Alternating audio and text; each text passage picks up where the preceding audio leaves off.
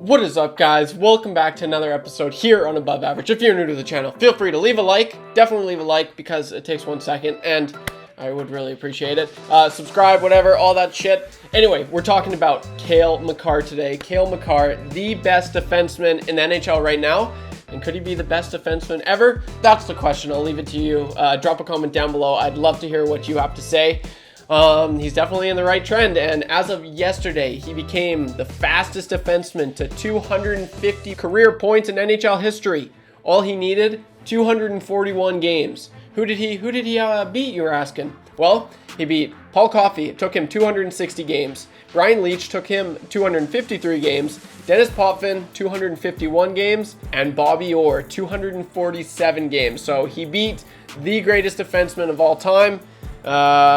In 6 games. It took him 6 less games. Okay, hear me out. I did a video a little over a year ago now saying that, yes, in fact, Cale Makar, is Cale Makar better than Bobby Orr? I asked the question, and it was the first video that I ever did on the channel where it kind of took off.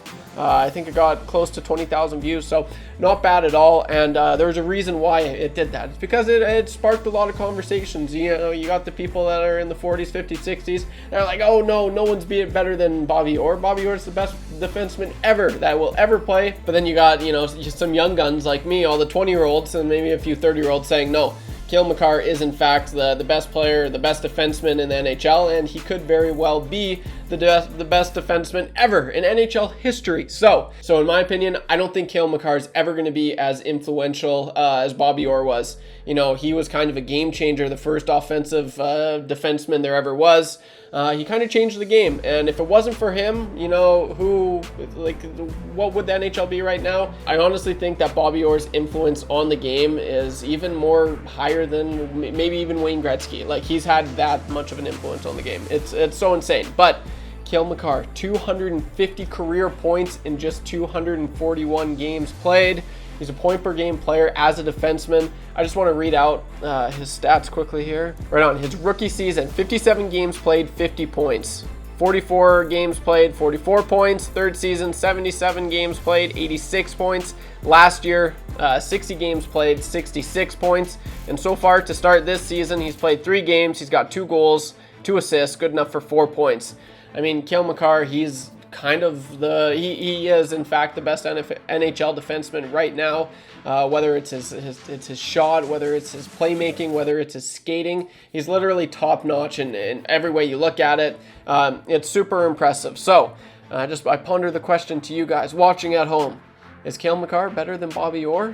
Do you think he ever will be?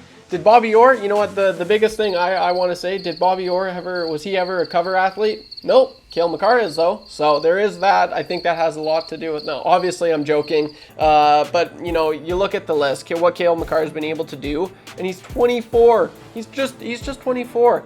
It's super impressive. He's a Conn Smythe winner, Stanley Cup champion, Norris Trophy winner, and he's so young, right? He hasn't even reached his prime.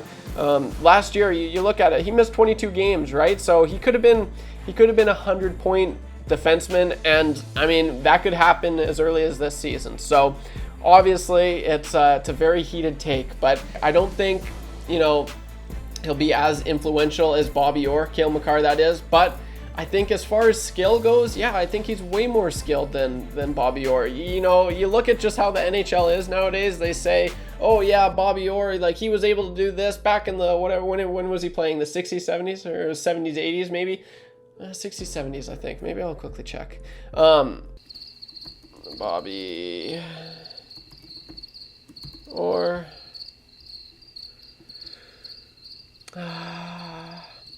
Yeah, 60s and 70s, Bobby Orr played. So you look at his points, 41, like he did eclipse 120 points, 139 points, like 135, 122. Those are numbers, you know, we probably won't ever see again. And so people are probably asking, oh, you say he's the most skilled defenseman, Cale Makar. Well, why isn't he putting up those numbers? The NHL has changed. Honestly, I'm sorry, but the goalies back then, like if I can find some footage, I'll just show you. Like it wasn't it wasn't really that hard to score on goalies, and I know that's going to trigger a lot of people, but it's true. The butterfly, you know, that wasn't starting to be a thing until like the 90s, right? I forget which goalie really started, you know, doing the butterfly where they go down on their pads, right? That you never see that. You see any breakaway. You look at Mario Lemieux's first goal in his first shift, on his first shot, in his first game.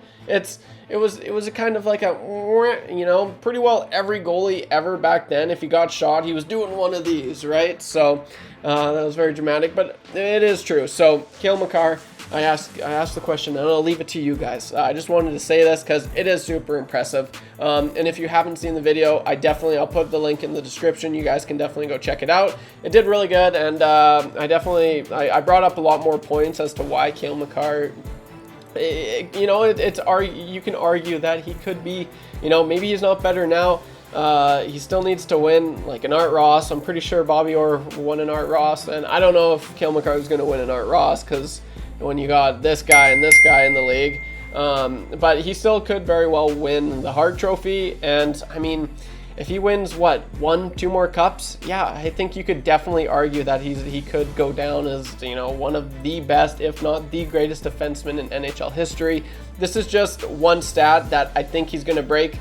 Let me rephrase that. This is just one of many stats, I think, or one of many records that I think Cale Makar will break of Bobby Orr's, and he's just 24. So, yeah, I don't know if Cale Makar is going to eclipse 139 points like Bobby Orr did, but he's definitely going to be a 100-point player for sure, and we could see that this year, and we could see it for a few more years to come. I don't see why not. Scoring's going up, and you know, the one thing that he's got is his shot is just as lethal as any, you know, forward in the NHL, which is super impressive.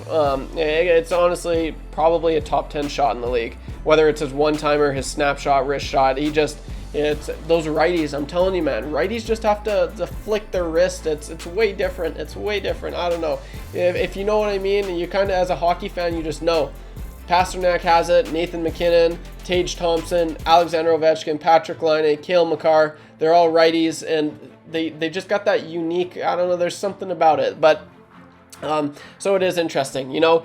Cale Makar we have yet to see him on Best on Best, which is the same for Connor McDavid. So he's probably going to win Olympic gold, knock on wood, if, you know, whenever that happens. It's going to be sometime. So, yeah, it is very interesting, but I had to talk about this because, one, he's an Alberta boy. I'm from Alberta, obviously. He played for the Brooks Bandits, which is, you know, not far from where I'm from. I just remember hearing stories of, you know, this Cale Makar guy and why, like, he's just otherworldly good, and he wasn't drafted first overall that year when it was Nico Hischier and Nolan Patrick. And I remember everyone, the talk around Brooks that year was like, this guy for sure should go first overall. And he happened to drop and ultimately landed in Colorado's hands, and they were like, no, we want this guy. So 4th overall, 2017 NHL draft, Cale Makar, he's just such a beauty, and this is just one of many things that he's going to continue to break, you know, for Bobby Orr's records. It's super impressive, and like I said, definitely go check out that video. I remember spending like 12 hours editing it. I really went in depth in that video. I kind of told people what makes him so good, you know. If you want a more in-depth idea of what makes Cale Makar so good, check out that video because it's definitely worth it. So, Avs fans, I'm pumped for you guys. Cale Makar, just an absolute beauty. Obviously, Canadian, top 3 player in the world. Some argue he's top 2. I've even heard some people say that he is the best, but I wouldn't quite go that far because, well, I think this guy's still a little bit better. I could be biased, and I think, obviously, McDavid's just head and shoulders above anyone. So that's all I got for this video, guys. But I'm curious, is Cale Makar actually better than Bobby Orr? Drop a comment down below. I'd love to hear what you have to say. If you're new to the channel, as always, feel free to leave a like, as that's the best way of showing your support. It really helps out these videos, because if you leave a like, YouTube is going to be like, oh, people like this video, so they're going to send it out more, and then that would help me out just a lot more. So would really appreciate it, guys. Drop a comment. I'd love to hear your thoughts. I read every single one. And don't be average when you can be above average. I'll see you in the next one. Peace. He is the best lateral skater he moves laterally better than anyone I've ever seen.